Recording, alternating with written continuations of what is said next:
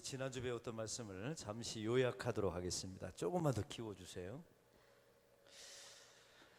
우리가 지난주 에스더, 오늘 유치부 찬양에 에스더가 들어있다고요? 에스더가 앞에 무슨 에스더라고요? 가사 다 까먹었죠? 민족을 구한 에스더. 오늘 다 들통날 뻔했어요. 갑자기 물어보니까 긴장해가지고 민족을 구한 에스더. 그렇죠? 그게 이제 에스더의 주제이지 않습니까? 오늘 성경에 보니까 이스라엘 유대 민족을 말살하려고 계획했던 사람이 누굽니까? 하만이라고 하는 사람이었어요. 하만에게 멸족을 당할, 그 나라가 멸망할 위기 속에 있었던 사람이 에스더, 또 에스더의 삼촌이었던 모르드게, 이 사람들이 다 유대인이었어요. 여러분, 하만은, 우리 이렇게 생각합니다. 왜 목사님 이스라엘의 역사를 우리가 공부해야 합니까? 나라가 망하면 유대인들이 망하는 거지, 그게 우리와 무슨 상관이 있습니까? 아니에요. 성경은 말씀드렸죠, 유대인의 역사이기도 하지만 그것이 우리에게 주는 이 시대의 영적 메시지가 그대로 있어요. 다시 반복합니다. 우리 유치부 선생님들이 또 가끔가다 오신 분들이 있어서 다시 앞부분을 반복해야 이게 이해가 돼요. 이 하만이라고 하는 사람은 성경에 아각 사람이라고 나와 있습니다. 한번 따라해주세요. 아각. 여러분, 아각이라는 사람의 이름은 누구의 왕이었습니까? 아말렉 족속의 왕이었죠. 여러분, 아말렉 족속은 누구라고요? 아말렉. 어디서 많이 들어봤죠? 아말렉 족속은 누구라고요? 이스라엘 백성들이 출애굽해서 홍해를 건넜어요. 광야 40년 생활할 때 그들의 처음으로 이스라엘 민족을 쳤던, 우리 땅 지나가지 말라 하면서 이스라엘 백성들을 쳤던 족속이 아말렉 족속이었어요. 왜 쳤을까요? 여러분, 아말렉 족속이 의미하는 바가 뭘까요? 제가 말씀드렸죠. 이스라엘 백성들의 40년 광야 생활은 성도들의 성화를 의미해요. 그러니까 하나님 백성답게 만들어지는 과정이에요. 아말렉 족속은 지금의 의미로 말한다면 이런 의미인 겁니다. 하나님의 족속, 하나님의 백성답게 만들어져 가는데 방해하는 첫 번째 요인, 이걸 말하는 거예요. 하나님의 백성들이 하나님을 닮아가는데 막아서는 첫 번째 존재. 의미가 너무 쉽죠? 여러분, 아말렉이 도대체 누굴까요?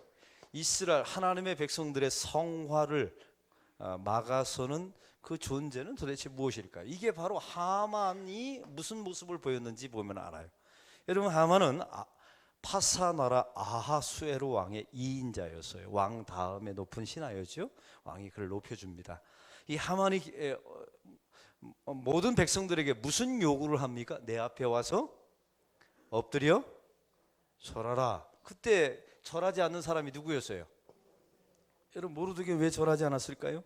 이게 이제 신앙적 행위이면서 민족의 자존심이 걸려 있잖아요. 그러니까 엎드려 절한다는 것은 단순한 예의가 아니에요. 사실은 그것은 경배이면서 신앙적 행위였던 거죠. 그래서 모르드게는 사실 하나님을 믿는 백성이기 때문에 그걸 거절한 거예요. 다시 표현합니다. 하만은 내 앞에 와서 다 절하고 엎드려 절하라.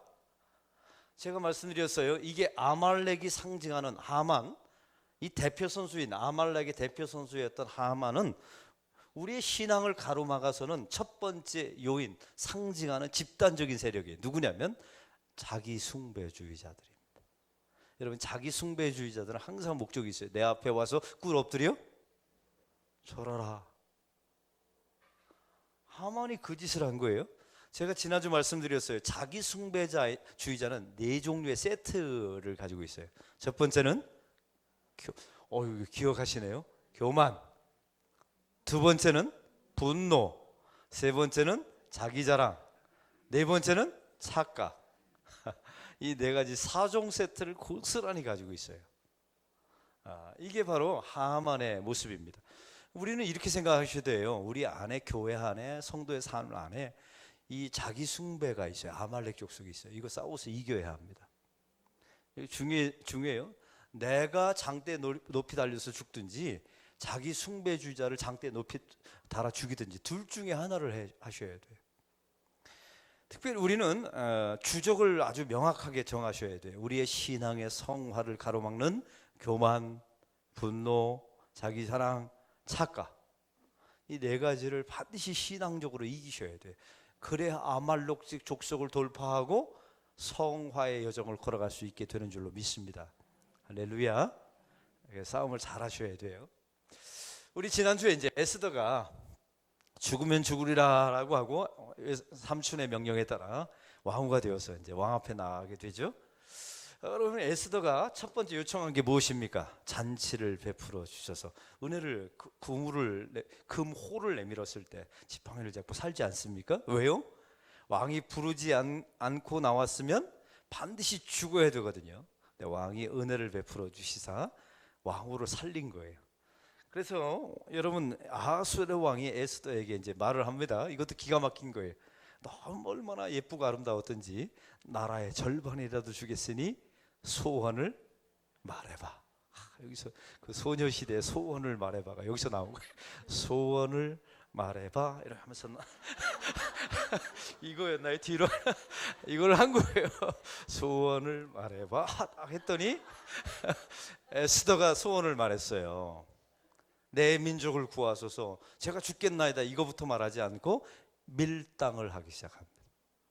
여러분, 여기서 중요한 이게 이제 하나님의 백성들은 위기가 찾아올수록 침착해야 돼요. 그건 아무에게나 주어지는 게 아니에요. 하나님의 사람에게만 주어지는 특권이에요. 그래서 하나님의 사람들은 위기가 찾아오면 찾아올수록 오두방정을 떨지 않고 아주 침착해져요. 그리고 더 중요한 게 있습니다. 하나님의 지혜가 발동합니다. 이거는 참 놀라워요. 여러분, 예수 믿는 하나님의 백성들에게 주어지는 그 위기 속에서 하나님만 줄 수 있는 지혜를 가지고 이 문제를 풀어가요. 소원을 말해봐 했더니 뭐라고 말했습니까? 왕이여, 잔치를 베풀어 주셔서, 그리고 누구만 초대해 달라고요? 잔치를 베풀고 누구만요? 하만만. 본래 이 당시에 잔치는 누구만 초대받았다고요? 왕의 친족들, 가족들만 초대받았어요. 근데 에스더가 말합니다. 하만만 초대해달라고요. 이유가 뭘까요? 하만의 교만을 자극하려고요. 하만이 안 그래도 교만한데 그의 교만을 자극하려고요. 여기서 중요한 메시지를 배웠죠. 하나님은 악한 자를 멸하실 때 그를 교만케 하셔서 멸망시킨다는 사실. 이걸 항상 잊지 마세요. 하나님은 악한 자를 멸하실 때 그를 어떻게 만드신다고요? 교만하게 만들어서. 그래서 여러분 굉장히 조심하셔야 돼요. 교만하면 저 죽을 때가 다 됐구나, 멸망할 때가 다 됐구나 보시면 돼요. 이게 이제 성경의 원리입니다. 그래서 하만은 얼마나 뻐겼든지 집에 가서 자기 자랑을 하죠. 내가 가족과 같이 사는 이렇게 많고 아내와 친구들한테 뭐라고 말해요? 나만 왕의 잔치에 초대를 받았다고. 사실은 그 자리가 두 번째 반복되면 무슨 자리가 돼요? 죽음의 자리가 될 줄도 모르고요. 여러분, 이 정도 되면 집에 가서 아내와 친구들에게 얘기하면 친구들과 아내들 중에 정신 차린 사람이 한마디쯤 해줘야 되지 않아요? 친구요, 여보, 뭔가 좀 이상합니다. 그 함정이 아닌지 한번 생각해 봐야 되는 거 아닙니까? 에스더가 당신에게 왜 그런 호의를 베풀어야 되는지 이유가 있다고 생각하십니까? 이 한마디를 해줘야 되잖아요. 없어요, 해주는 사람이. 그래서 교만하고 멸망한 사람 주변에는 제정신인 사람이 아무도 없다니까요. 그 말을 해주는 정상적인 사람이 없어요. 하나님이 그렇게 만들어 가세요. 참 기가 막히죠. 그래서 끼리끼리 부인 똑같고 하만 똑같고 친구들 똑같고 하만 똑같고 함께 죽어가는 거예요. 죽어가는지도 모르고 말이죠. 여러분, 이 잔치와 두 번째 잔치가 벌어지게 됩니다. 이 첫 번째 잔치와 두 번째 잔치 사이에 일어났던 일이 지난주에 말씀에 나와 있어요. 하만이 첫 번째 잔치를 마치고 나오다가 궁궐 안에서 문에서 누구를 만납니까? 모르드게가 또 앉아 있는 걸 봐요. 일어나서 절했어요, 안 했어요? 안 했어요. 또 화가 나죠. 분노했죠. 이 사이에 사건이 하나 발생한 게 지난주에 말씀이었습니다. 무슨 말씀이었습니까? 갑자기 아하수에로 왕이 이제 첫 번째 잔치가 벌어지고 다음 잔치가 벌어지는 날 이 하루가 지나가게 된 거예요. 첫 번째 잔치가 지난 밤입니다. 그 밤에 한번 따라해봅시다. 역사는 밤에 일어납니다. 역사는 참 밤에 일어나요. 근데 여기에 잠 못 이루는 밤이 된 거예요. 여기서 잠 못 이루는 사람이 누구누구가 잠 못 이루었을까요? 첫째, 에스더는 잠 못 이루었겠죠. 왜요? 이게 얼마나 긴장된 순간입니까? 이 하만을 몰아서 교만하게 만들어서 일격에 가야 되는데, 왜? 시간적인 여유를 뒀다가는 자기가 되레 역공격 당할 수도 있잖아요. 그러니까 꼼짝달싹 못하게 이를 그물에 집어넣어야 되는데 이게 잠이 오겠습니까? 여러분, 모르드게가 이 사실을 다 알고 있는데 잠을 들 수가 있을까요? 에스더, 여러분, 에스더도 잠을 들 수가 없지요. 또 하만은요? 안 그래도 장단을 달아놨어요. 집 마당에다. 누구를 달아버리려고요? 모르드게. 그래서 하만은 왜 잠을 못 들었을까요? 설레요. 그날 아이스크림을 먹었을 거예요. 설레임. 아이스크림 설레임을 쭉쭉 빨면서 내일이면 끝난다 너는, 이러면서 설레이면서 그 밤을 잠 못 이뤘을 거예요. 또 한 사람의 잠 못 이루는 사람이 있었는데 그 사람은 아하수에로 왕이었어요. 참 이 성경에는 이유가 안 나와 있어요. 아하수에로 왕이, 파사 왕이 잠 못 이루는 밤을 보내요. 누가 그렇게 만들었을까요? 본래 그 당시에 잠 못 이루면 왕들은 대부분 뭐 했다고요? 술을 진탕 먹든지 수많은 왕비를 데려다가 밤을 지내든지 했어요. 그런데 그날따라 기가 막히게 이 아하수의 왕이 왕궁 일기를 가져오라고 합니다. 밤에 뭐 하겠다는 거예요? 책을 읽겠다는 거예요. 그리고 내시에게 읽게 하죠. 여러분, 왕궁 일기가 얼마나 긴 일기입니까? 왕궁에 일어났던 일을. 근데 하필 그 내시가 읽었던 대목이 뭐예요? 모르드게가 반란을 일으켰던 두 명의 내시의 사건을 소리를 듣고 왕에게 그것을 고발해서 아하수에로 왕의 목숨을 살려준 사건, 그 대목이에요. 여러분 따라해 봅시다. 하나님의 역사는 우연을 가장해서 찾아옵니다. 아멘. 그래서 하나님의 백성이란 우연이라는 거 없는 거예요. 다 하나님의 섭리죠. 여러분이 누구를 만나든 사소한 일을 만나든 그 안에 하나님의 섭리가 있다는 걸 믿으십니까? 저는 믿습니다. 그래야 사소한 일을 소중히 여기게 되는 거예요. 왕궁의 일기를 읽었는데 모르드게의 사건이 나오는 거예요. 왕이 묻습니다. 이 모르드게에게 보상을 했느냐? 내시가 대답하죠. 보상하지 않았습니다. 그러면 모르드게가 이 보상을 요구했느냐? 안 했습니다. 제가 그래서 말씀드렸죠. 이것 때문에 만약에 모르드게가 보상을 받았다면, 보상을 안 받았을 때 왕이여 나에게 보상을 주소서라고 해서 보상을 받았더라면 이 드라마는 어떻게 끝날까요? 이 보상을 줬느냐? 줬습니다. 그러면 어떻게 끝나요? 그냥 끝나는 거예요. 그냥 끝나면 어떻게 돼요? 이스라엘 민족은 죽어요. 하만에 의해서 다 불임절날 죽게 돼 있는 거예요. 예약이 돼 있잖아요. 앞으로 9개월 후에 다 어느 날짜에, 특정한 날짜에 죽이기로 약속돼 있지 않습니까? 보세요. 그래서 제가 지난주 말씀드렸어요. 한번 따라해 봅시다. 하나님의 손은 우리의 손보다 큽니다. 아멘. 이게 이제 지난주까지의 말씀이었어요. 오늘 말씀은 이제 드디어 두 번째 잔치를 베풀게 됩니다. 이 에스더가 참 기가 막힌 밀당을 이제 하면서 왕이 이제 세 번이나 잔치를 베풀었을 때 또 왕이 이야기합니다. 이 잔치소상에 누가 왔을까요? 또 하만만 왔어요. 여러분, 이 궁정 일기 속에서 이런 일이 있었죠. 잘 기억하세요. 모르드게에게 보상했느냐? 보상하지 않았습니다. 왕이 마침 왕궁에 찾아온 하만에게 이렇게 묻습니다. 나에게 이렇게 엄청난 은혜를 끼친 사람이 있는데 그 사람에게 어찌하면 좋겠느냐? 왕의 말을 타게 하고 왕의 옷과 왕관을 입혀서 그 길거리에서 환송하게 해야 합니다. 그 대상이 누구인 줄 알고요? 자기 자신인 줄 알고. 근데 왕이 누구를 지시합니까? 모르드게를 데려다가 하라고. 여러분, 이 정도 됐으면 두 번째 잔치에 초대받았을 때 이게 이상하다는 걸 알아야 되잖아요. 왜? 지금 자기가 영광을 받아야 되고 자기가 왕의 면류관을 쓰고 왕의 말을 타고 왕의 왕복을 입고 거리에서 칭송을 받아야 되는데 이게 모르드게로 돌아가고 있잖아요. 그러면 낌새를 알아차야 되잖아요. 근데 그럴 사이도 없이 왕궁에 불려 들어가게 됩니다. 이 교만한 자는요 이성을 잃어버려요. 그래서 그게 문제인 거예요. 앞뒤 좌우가 보이질 않아요. 그럼 누구만 보일까요? 그렇죠. 우리 교인들은 너무 잘 알아요. 자기 자신만 보이는 거예요. 참 이게 이제 기가 막힌 거예요. 자기 자신만 보이고 주변 환경이 아무것도 안 보이는 거죠. 이게 멸망의 징조였던 겁니다.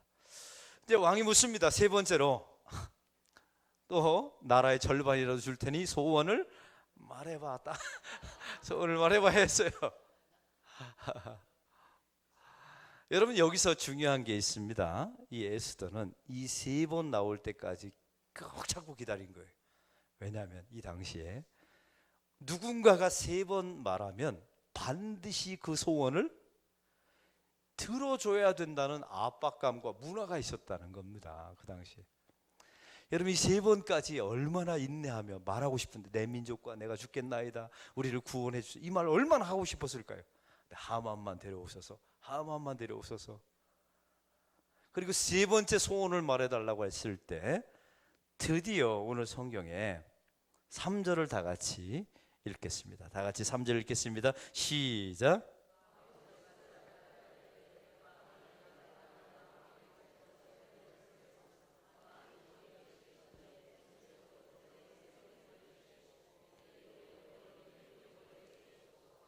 누구를 살려달라고요? 내 생명과 내 민족의 생명을 살려달라고 말해요. 여러분 여기 순수가 기가 막힙니다. 잘 보세요. 누구부터 구해달라고 했을까요? 내 생명부터. 여러분에게 한번 묻습니다. 아수에로 왕이 유대인의 생명에 대해서 관심이 있을까요? 없을까요? 없어요. 딱 한 가지 관심이 있어요. 내 사랑하는 어여쁜 여인인 에스더의 생명에만 관심이 있죠. 그래서 에스더가 그걸 한 거예요. 내 생명과 내 민족의 생명을 구해달라. 여러분 이게 엄청난 지혜입니다. 이 하나님의 백성들은 놀라운 건 위기 때 지혜가 나와요. 더 놀라운 것은 이 두 가지 세트를 붙여놓습니다. 내 생명과 내 민족의 생명을 구해달라고. 이게 무슨 의미냐면 나와 내 민족의 운명은 구분할 수가 없습니다. 이 왕을 이게 완전히 얽혀매도록. 왜? 나를 구하면 결국 누구를 구하게 만들어 놓은 거예요? 그래 세트로 만들어 놓은 거예요. 왕이여 내 생명을 구해달라고 이렇게 끝나지 않았어요. 그러면 왕은 누구만 생명 구할까요? 에스더의 생명만 구해놓고 끝내요. 그럼 하나님의 뜻이 아니잖아요. 하나님의 뜻은 뭐예요? 에스더를 이때를 위함이 하는지 이스라엘 백성 유대인들을 구원하기 위해서 집어넣은 거잖아요. 왕으로. 그래서 세트로 만들어놔요. 이 아수르의 왕이 벗어날 수 없도록 말이죠. 그리고 오늘 성경에 보니까 이런 표현을 쓰게 됩니다. 3절의 말씀에 아까 읽었죠. 자기 자신은 살리고 민족을 죽일 가능성을 완전하게 없애버린 거죠. 근데 그 부분에 보면 목전에서 은혜를 입었고 선히 여기시거든. 여러분 무슨 느낌이 드세요? 왕이여 목전에서 제가 은혜를 입었습니다. 저를 선히 여기시거든. 이 에스더는요 이 절대절명의 위기 속에 왕에게 최고의 예우를 갖춥니다. 왕의 목전에서 저는 항상 은혜를 입은 자입니다. 그리고 이 모든 저를 선하게 여기시거든. 이런 표현을 써요. 여러분 위기가 찾아오면 찾아올수록 하나님의 백성들은 지혜가 있어야 된다고. 그 지혜는 예의를 갖추는 거예요. 여러분 사람들은 위기가 찾아오면 예의를 자꾸만 벗어납니다. 그래서 문제가 점점 얽히는 거예요. 지혜로운 사람, 하나님의 사람들은 위기가 찾아오면 찾아올수록 관계가 어려우면 어려울수록 더 예의를 갖춰요. 왜냐하면 그 태도가, 티튜드가 그 문제를 풀어가는 실마리가 되기 때문에 그래요. 여러분 이걸 항상 여러분 잊지 마시기 바랍니다. 오늘 성경에 보니까 그러면 에스더의 반격이 벌어지게 됩니다. 여러분 하만은 이제 이 상황을 이제 지켜보고 있는 거예요. 나와 내 민족을, 내 생명과 내 민족을 구해 주소서. 하만은 이게 이 상황에 왜 에스더가 내 생명과 내 민족이라고 말했는지 이해가 했어요, 안 했어요? 못했어요. 왜요? 에스더가 유대인일 거라고는 단 한 번도 생각한 적이 없는 거예요. 왜? 모르드게가 이 사실을 숨기라고 했거든요. 그러니까 하만은 그때까지만 해도 뭐 하고 있었을까요? 술 진탕 취해서 이제는 뭔가 좋은 일이 있겠지 하면서 기대하고 있었던 거예요. 이 잔치에 취해 있었던 거예요. 그때 왕이 이제 3번까지 말했잖아요.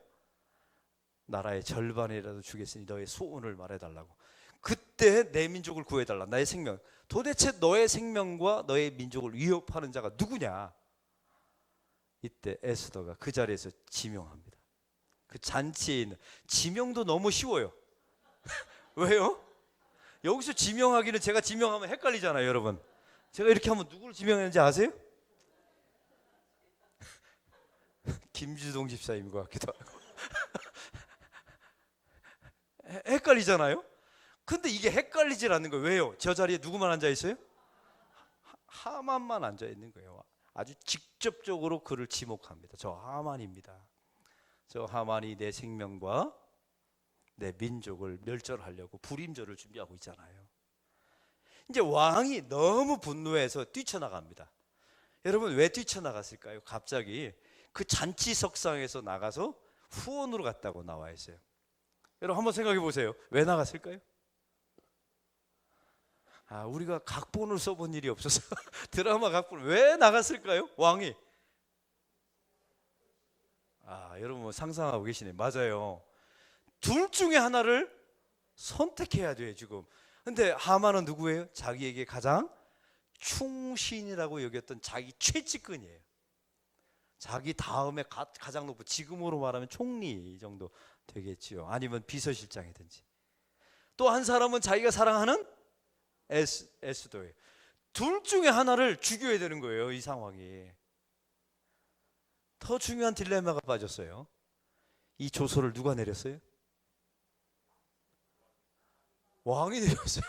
자기가 내린 거예요. 뜻도 모르면서. 하만이 유대 백성들이 갑자기 반역을 일어나고 자기들만 모여 살고 자기들의 법만 읽고 당신의 왕의 계명을 지키지 않습니다 라고 말해서 그러면 그들을 다 죽이라고 말한 게 자기예요.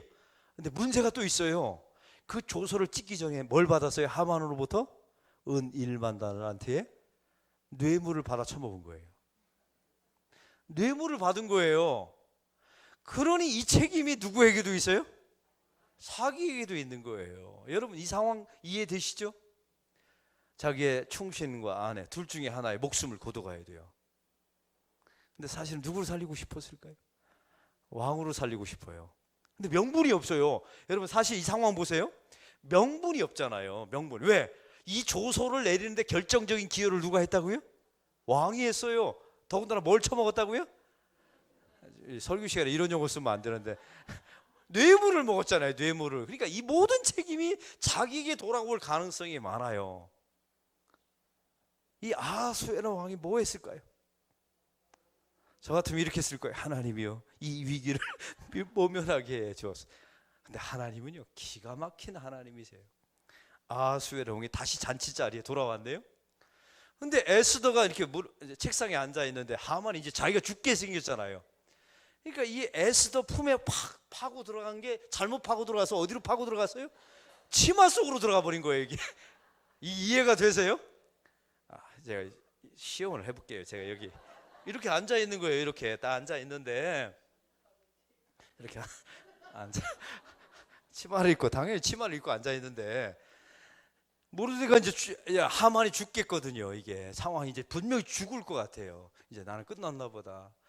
저 왕후에게 생명을 구걸해야지. 확 엎드려서 살려달라고 이런 상황을 펼치는데 왕이 와서 딱 보니까 자기 왕후의 치마 속에 머리를 쳐박고 있단 말이에요. 이때 아하수에롱이 기가 막힌 발상을 합니다. 이놈을 강간범으로 몰아서 죽여야지. 그러면 어떻게 됩니까? 자기가 이 조서를 내린 것은 책임이 없어져요. 여러분 이게 우연이라고 생각하세요? 저는요 막 전율이 일어나요. 하나님이 이렇게 악인을 멸하실 때 우리가 상상하지 못한 상황을 하나님이 퍼포먼스로 연출하셔서 아수르 왕에게 책임을 지지 않는 명분을 주고, 그리고 완벽하게 하만은 죽일 수 있는 근거를 주는. 여러분, 저는요 저 김정은이를 우리는 우리가 예상했던 방식으로 저 사람이 멸망할 거라고 생각하지 마세요. 전혀 다른 방식으로 하나님께서 저 사람을 칠 수도 있다는 생각을 항상 기대를 가지세요.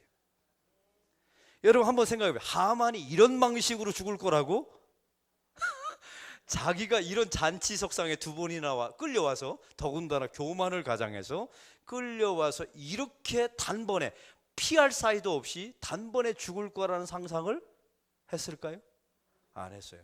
또 이렇게 살려달라고 했는데 마침 그게 왕후의 치마 속으로 머리를 잘못 집어넣어서 이게 강간, 오늘 성경에 나와 있죠. 사실은 한번 물어봅시다. 여러분, 이게 대낮에 잔치석상에서 아무리 그 왕후의 치마 속에 머리를 파묻고 있더라도 이게 강간할 상황입니까? 대답 좀 해보세요. 이게 강간할 상황이 아니잖아요. 근데 왕이 거기다 기가 막힌 해석을 갖다 붙이, 이건 나의 왕으로 강간했다고. 아무 말도 못하고 명분 찾고 자기는 책임도 지지 않고 뇌물 먹은 것 거론하지 않고 이 사람을 죽일 수 있는 기회, 아주 기상천외한 방법으로 하만을 죽입니다. 여러분, 저는 김정은을 생각할 때 제가 한번 제 머릿속으로 상상할 수 있는 거 한번 해봤어요. 도대체 이 사람을 하나님이 어떻게 처리하실까? 어느 날 갑자기 돼지시든지 죽든지, 아니면 이건 저의 그냥 단순한 상상이에요. 그냥 백두산이 어느 날 갑자기 확 폭발해서 그냥 그 전 국토의 3분의 2가 재로 덮여서 그냥 꼼짝없이 하나님이 그냥 쓸어버리든지. 이건 아마 저의 상상이기 때문에 비껴나갈 거라고 생각해요. 하나님은 더 탁월하신 분이기 때문에 훨씬 더 탁월한 방법으로 저는 징계할 거라고 믿어요. 근데 여기서 중요한 메시지가 있어요. 여러분에게 묻습니다. 하만에게 기회가 있었을까요? 없었을까요? 사실은 있었어요. 첫 번째 잔치와 두 번째 잔치 사이에 집에 와서 장대를 높이 달았잖아요. 그리고 여러분, 왕이 모르드게를 행진하게 했더라면 야, 이게 아닌가 보다 하고 와서 장대를 얼른 치웠어야 돼요. 근데 이게 문제가 2차 두 번째 잔치까지 장대를 높이 달아놔요. 근데 오늘 성경이 결론입니다. 내시가 이렇게 말합니다. 이 내시가 참 중요해요. 내시가 오더니 아수에로 왕에게 고자질을 하는데 당신에게 충성된 모르드게를, 오늘 본문이 나와요. 당신에게, 이 단어가 중요해요. 충성된 모르드게를 하만이 장대에 달아 죽이려고 했나이다. 왕이 금방 명령하죠. 여러분 같아도 무슨 명령할래요? 그 장대에다가 하만을 달라. 여러분, 여기서 중요한 메시지가 있어요. 우리 주변에 좋은 내시들을 두셔야 돼요. 여기서 내시라는 것은 사소해 보이는 사람일지라도 여러분 인생에 지대한 영향력을 끼칠 수 있는 사람이 많다는 사실입니다. 그래서 우리 주변에는 사소한 사람이나 없어요. 여러분, 이 내시가 이런 정도 말했다면 모르드게와 에스더가 이미 내시와 무슨 관계였다는 거예요? 친밀한 관계. 여러분, 왕후가 도대체 어떻게 했길래 내시를 친밀하게 했을까요? 잘했을 거예요. 이게 중요해요. 여러분, 세상에 그 사소한 관계처럼 보이지만 그 사람을 소중히 여기면 그 내시가 결정적인 순간에 여러분을 돕습니다. 그리고 중요한 것은 하나님이 그들을 사용하셔서 여러분의 길을 열어주십니다. 할렐루야. 여기서 중요한 메시지 결론입니다. 장대를 높이 달아놓은 거에 결국 자기가 달려요. 제가 오늘 말씀 결론 내렸죠. 그 장대는 결국 자기 숭배주의자가 달리든지 하나님의 백성이 달리든지 하는 거예요. 이걸 거꾸로 말해볼까요? 자기 숭배를 버리지 못한 백성은 자기 자신이 달려요. 그리고 자기 자신이 살려면 자기 숭배를 장대에다 높이 달아야 합니다. 이걸 잊지 마시기 바랍니다. 오늘 성경의 결론이 뭐예요? 장대에 누가 달렸다고요? 하만이 달렸어요. 그 하만이 상징하는 게 아말렉 족속. 아말렉 족속이 상징하는 신앙이 자기 숭배, 4종 세트가 뭐라고요? 교만, 분노, 자기 사랑, 착각. 이 네 가지가 결국 거기 달리게 되는 거예요. 이걸 끌어내리지 않으면 누가 달린다고요? 여러분 자신이 달리게 되는 거예요. 성경은 이 메시지를 하는 겁니다. 그러면 오늘 본문에 왕이 이제 강간범으로 몰아서 하만은 처리했어요. 그리고 에스더는 살렸습니다. 근데 문제가 생겨요. 자기 자신이 발표한 조서는 어떻게 되는 겁니까? 여러분, 왕이 조서를 한번 전국에 반포하면 이거 거둬들이기 쉽지 않아요. 이미 직인을 찍어서 자기 어인을 찍어서 발송했으니까요. 이건 어떻게 될까요? 다음 주에, 이건 다음 주일날 새로운 본당에 들어가서, 아주 새로운 본당에 들어가서 하나님께서 어떻게 일하셨는지 우리가 볼 계획입니다. 우리 사랑하는 성도 여러분, 우리 교만을 조심합시다. 저도 마찬가지고 여러분도 교만한 자는 결국 하나님이 악한 자는 교만하게 만드셔서 징벌하십니다. 교만한 자는 주변이 안 보여요. 자기 자신만 보이고 자기 자신의 영광을 추구할 장대만 보이죠. 자기가 달릴지도 모르고요. 이걸 항상 잊지 마세요. 가정 안에서도 여러분 너무 교만하지 마세요. 여러분이 그 장대에 달려버립니다. 잘못하면. 항상 우리가 평생 젊은 게 아니고 또 평생 늙은 것도 아니고 여러분 평생 가난하고 평생 부한 것도 아니에요. 항상 혹시 부하게 살고들랑 하나님께서 은혜 주셨지 하고 겸손하세요. 가난하고들랑 비굴하지 마시고 또 하나님 앞에 나가시고, 여러분 신앙생활하면서 특별히 더 겸손히 몸에 배있는 하나님의 사람들이 되기를 바랍니다. 그래야 주변 사람도 보이고 좋은 내시도 곁에 두고, 그래서 결정적인 순간에 도움도 받고, 할렐루야. 이런 역사가 여러분의 삶 가운데 있기를 소망합니다. 그리고 우리의 젊은 유치부 아이들을 이런 지혜를 잘 가르쳐서 민족을 살리는 제2의 에스더로 여러분이 잘 키우시기를 부탁드립니다. 기도하겠습니다. 하나님 아버지 감사합니다. 위기 속에서 하나님의 백성들은 점점 더 침착해지고 인내하고 기다릴 줄 알며 하나님이 주시는 지혜를 발동하게 됩니다. 하나님 참 부럽습니다. 우리도 우리 삶 속에 다가오는 수많은 위기 속에 이런 지혜 있는 자 하나님의 사람 될 수 있도록 축복하여 주시옵소서. 예수 그리스도의 이름으로 기도하옵나이다. 아멘.